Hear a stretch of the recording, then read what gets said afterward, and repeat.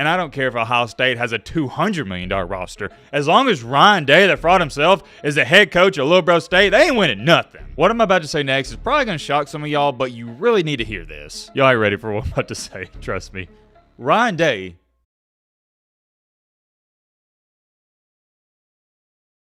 All right, ladies and gentlemen, boys and girls, hope you had a great Monday. Hope you had a great start to your week. If not, hope this video can make it a little bit better. And man, oh man, I don't know if y'all can tell, but I am so excited to talk about the little bro, Ohio State, and the fraud himself, Ryan Day. I hope y'all can feel and sense the energy in my voice.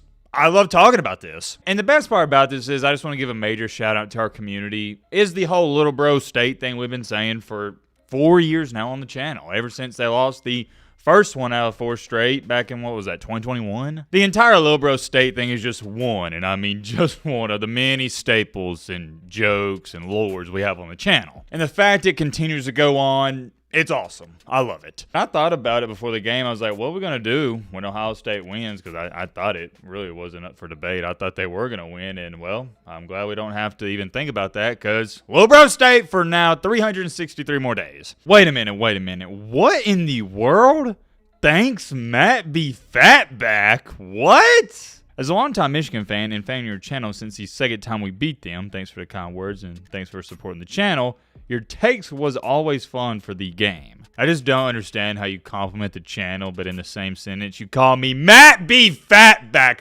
What? Who wrote this comment? D'Anthony Williams, it's your lucky day. Since Michigan won, I'm going to let this comment slide, but you're walking on thin ice, pal. The other thing that excites me is, and like any person out here, I enjoy being right. I've stated it for 4 years. Ryan Day, he's an absolute fraud. Sometimes I'm wrong on situations, and you guys criticize me and say, Matt, you're a delusional idiot. Rightfully so. I was wrong, and you're entitled to that. However, sometimes I'm also right on situations, and your boy Matt gets to toot his own horn, and this is one of those scenarios. And by the way, I kind of forgot. We're not going to do no intro, none of that. This is the one and only topic we're going to be talking about because I think it's that important. Hope you guys don't mind too much. We're just jumping straight into this. I'm busy, and I know you guys are busy as well. What I'm about to say next is probably going to shock some of y'all, but you really need to hear this. Y'all ain't ready for what I'm about to say. Trust me. Ryan Day is a good football coach. I'm going to say that one more time. Ryan Day is a good football coach. I am not being sarcastic. I know we like to troll and joke on this channel. I'm being dead serious. I have stated that also the past 3 to 4 years. I think he's good. But the difference, or the problem with that, a better way of saying it, is that Ohio State, that isn't the standard. The standard is great or elite. Therefore, it's a terrible match. You can't have a good head coach when your standards are great/elite. It just doesn't add up. It's kind of the same thing with Will Howard, am I wrong? Will Howard is a good quarterback, nothing more, nothing less, but Ohio State is used to great quarterback play. So when you have a just good quarterback, it looks awful. But it all falls back on Ryan Day because what is the purpose? What is the role of a head coach in any sport? To put their players in the best position possible to succeed. And not just players, my apologies, but his team. And yeah, you can say, oh, well, Will Howard didn't play so good, but guess who went after him? Guess who wanted him to be the starting quarterback? Ryan Day, so that falls on his shoulders. And all these Ryan Day defenders the past 4 years have just really mind-boggled me because their whole argument is, oh yeah, well, he's like 70 and what is it, like 7 or 8 in his last whatever game. I don't care what his record is against sorry and sucky Northwestern, Rutgers, Iowa, all those sucky teams in the Big Ten. I've never cared about that, stood 10 toes down on that because you can't win the big ones, and now Ohio State fans are finally turning a page, and they're like, oh yeah, Matt B. Great was right. I guess those wins against Northwestern, Rutgers, and Maryland, they don't really mean too much. And here's the bottom line, guys. When games are close at the end, it comes down to 2 things.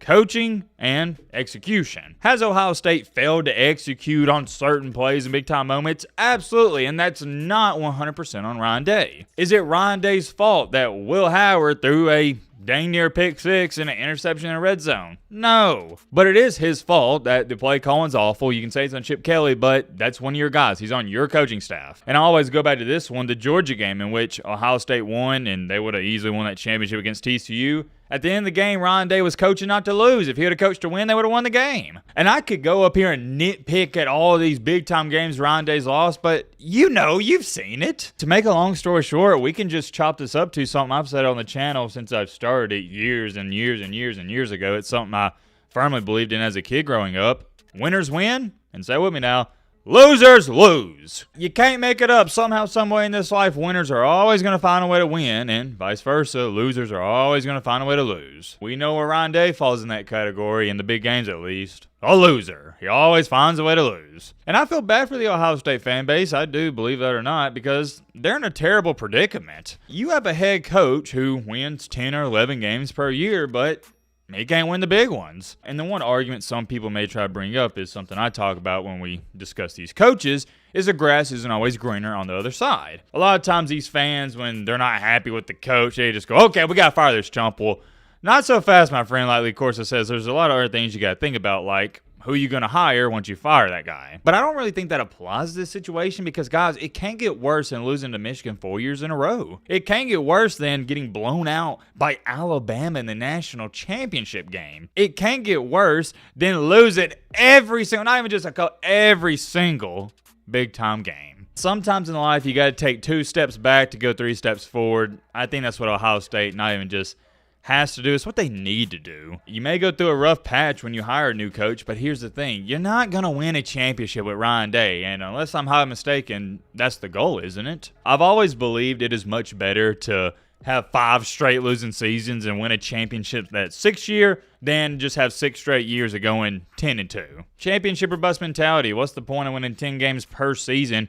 10 years straight if you got 0 championships to show for it? You got to win championships, bro. When you're at a program like Ohio State, Georgia, Bama, Texas, that's the standard. That's how success is measured. When we talk about the greatest football and basketball player of all time, what do we talk about? Michael Jordan's got more rings than LeBron, and Tom Brady's got the most rings, and he's the best quarterback. I'm not going to beat a dead horse. Y'all know how I feel about Mr. Ryan Day. It's documented on the channel. You can go look at videos 3 years ago, and it's also documented on Twitter and other places. Let's talk about what's really important. What does this mean not only for Ryan Day himself, but what does this mean for the players and fans? And it goes back to this is such a tough predicament. The players like Ryan Day, and I understand why. He's a good dude. But being a good dude has nothing, let me repeat that, nothing to do with being a great football coach. Urban Meyer is one of the shadiest dudes out there, but good googly moogly could he coach some college football. I bring up the players thing to say this. Although they have his back, the fans, nope, they're officially done. As do how they weren't done before this year, I have no idea. I don't understand how you watch Ryan Day lose to Michigan 3 straight years and have 3 straight years of disappointment, and you still had his back. But I digress. I give him our shot, and this one, it not just feels like, no, it is the final straw. But, and I have an astronomically extremely large big but, here's where things get interesting. Remember, this is not the 4-team playoff. This is a 12-team playoff. And although Ohio Lilbro State has lost not once but twice this year, they're making the playoff. Do they deserve to be in the playoff after losing to a mid-tier Michigan team at home? Absolutely not, but they're still getting in. At this point, I say we put Michigan in. Heck, they beat Ohio State on their home field, but different conversation for a different day. And it's why the situation's so weird. It feels like that loss to Michigan, the 4th straight loss, was a knockout punch. But you still have a legit shot of winning a national championship this season. That's the good news. The bad news is, you probably know what I'm about to say next. Ryan Day is still your head coach. And I don't care if Ohio State has a $200 million roster. As long as Ryan Day, the fraud himself, is the head coach of Lilbro State, they ain't winning nothing. Do any of you want to argue that in the comment section? You've been trying to argue it the past 4 years, Lilbro State fans, and you've looked like an idiot for 4 straight years. Ryan Day ain't that guy. What's that mean? The dude in the grocery store is like, you're not that guy, pal. Trust me, you're not that guy. Yeah, that's Ryan Day. And we haven't even talked about this. I don't know how we got to this far in the video without bringing it up. Why does Ryan Day still have a job? Why hasn't he been fired? It's been 2 days. I'm curious. Let me know in the comment section. To me, it's disrespectful not only to the fans, but it's disrespectful to the program as to why you ain't fired this chump yet. But Matt, like you just said, we're going to make the playoff. Dude, I don't care. You got to fire this dude. Let me break this down for you, okay?